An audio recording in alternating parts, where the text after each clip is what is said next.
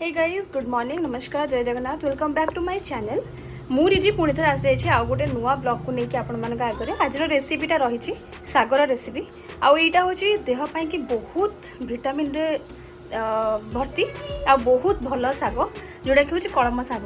तो चलतु प्रस्तुत करवा यार प्रस्तुत प्रणाली। तो ये नहीं मु कलम साग ये रहा पियाज आउ ये गोटे नहीं बैगण ये रहा आमर कखारू आउ एठी रहा आलू ये रहा टमाटो आ बघारिया मुझे नहीं 7-8 कोला रसुण गोटे बड़ लंका को मु मझुर एमती काटी देछि ता सहित ये रहा सोरिष आपन चाहिए ए शुक्ला लंका भी नहीं पारे हेले घरे टिके राग खाया के पसंद करंतिनी तो सेति मु नहीं एठी कंचा लंका। ताहले चलंतु प्रस्तुत करदेवा फ्रेंड्स। आमे सबुठु प्रथमे आग गोटे कढ़ई रे टिके पानी नबा हाफ कप पानी नबा।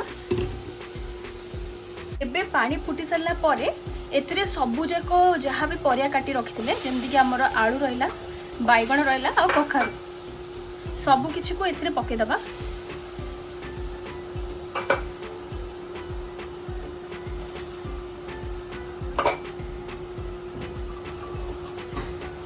ये टिके समय बसला पर एथिरे साग को मते एका सहित पकेते कि सिझे दबा।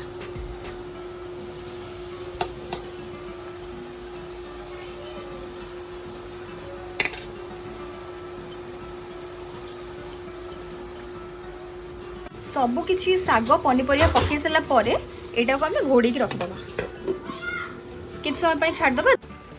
एठी ऑलरेडी 2-3 मिनिट हो गलानी सिझिबार जो पर्यटन भल से न सिझी कारण या पर तो आम छुंक देदेबा ना तो ये लास्ट प्रोसेस सिझापी से आम टिके परिवा सिझिला पर्यंत ही बसेबा एमती किंतु पानी को ये मरिया दबा एतिकी पानी नहीं थिबा जेमति कि पानीटा सागर ही मरिबा आउ या आमे बाहर करबा नहीं। तो सांग मैंने जमी देखुं साग ये भल से सिझी गलानी ताकू गोटे जगह को काढ़ी दबा।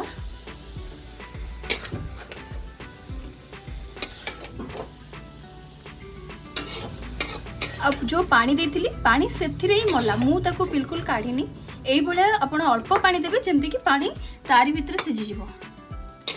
साग को बघारिया कि एठी प्रथमे गोटे कड़े रे मु एठी नहीं सोरिष तेल या टिके समय गरम हाँपाई छाड़दबा। तो ये तेल टिके गरम हवा पर एथे प्रथमे आमे पकेले सोरिष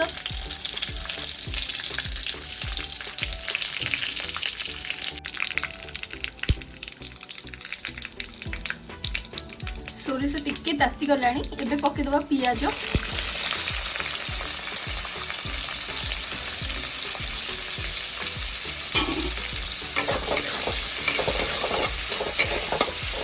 ताकू भल से मिसई दबा। पियाज भजा हम कि पूरा प्रॉपर गोल्डन ब्राउन होला पर्यंत भजा हबनी कहीं पियाजर बास्नाटा भी सागर रहिले भल लगे। पियाज टिके खरड़ा होगा पर गोटे कंचा लंका पकईदेले जार अधिक राग खाइबार थाए से माने पकई पारे सुखिला लंका मुझे गोटे मात्र कंचा लंका नहीं आउ तापरे एठी काटी रखिबा सब जाक रसुण को भी पकईदेबा।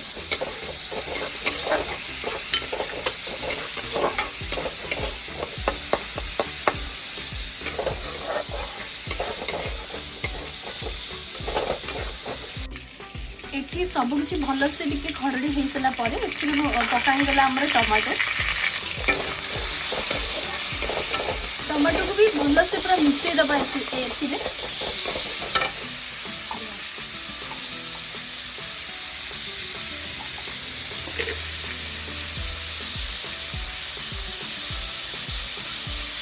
तो फ्रेंड्स आपण मैंने जानते जिते मु साग सिझी से लुण पकई नी एबे एठी पकईदेवी लुण कहीं सिझीगला तार परिमाण टिके कमी जाए तो से लुण पड़ नाला एबे पकईली टिके लुण आवश्यक हिसाब से लुण पकेबा।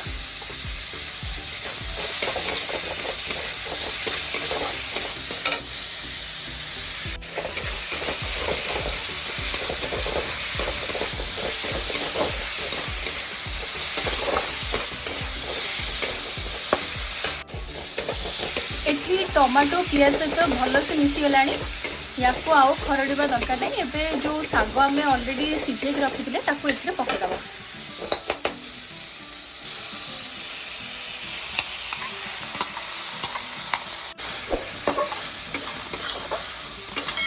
देखुए फ्रेंड्स केते बढ़िया कलर आसीगलाणी आ जिनसटी भी खाइबा को बहुत टेस्टी लगे।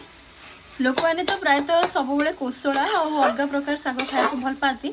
ये भी गोटे प्रकार साग जो थी कि विटामिन प्रोटीन पूरा भरिकी रही। आपण मैंने भी या खातु आ यार मजा भी नियंतु।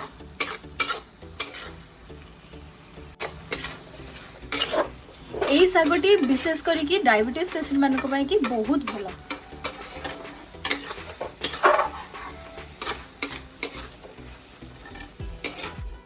सो फ्रेंड्स आमर गरमा गरम साग प्रस्तुत हो गला। देखुवे जिनसटी केते सुंदर देखा परिया पत्र सहित साग आउ सब प्रकार विटामिन प्रोटीन रे भरा अच्छे ये जिनसटी। आपण मैंने निजे तैयारी करी खातु मत निश्चय कमेंट सेक्शन जना दो आपण मानक ये जिनसटी केमिति लागिला। आउ जदि आपण को आज रेसिपीटी मोर भल लगी थाए ताले प्लीज लाइक शेयर और सब्सक्राइब करने को जमा भूलेबेनी। वीडियो को एंड पर्यंत देखंतु। आउ कलम सागर गोटे नुआ रेसिपी को आपण माने भल से जानिकी घरे भी बनातु। आज वीडियो ये रखुची पुणी थे काली आउ गोटे नुआ वीडियो देखा से पर्यंत जय जगन्नाथ।